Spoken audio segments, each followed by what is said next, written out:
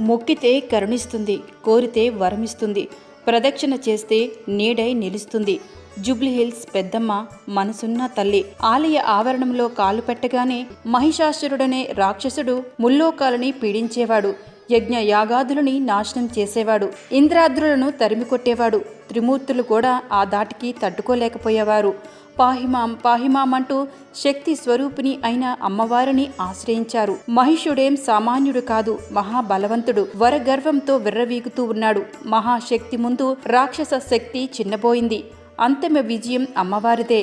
ఆ సుదీర్ఘ పోరాటంలో అలసి సొలసిన మహాశక్తికి కాసింత విశ్రాంతి అవసరమనిపించింది. దుర్గమమైన అడవుల్లో బండరాళ్ళ మధ్య కొద్ది రోజులు సేదతీరింది.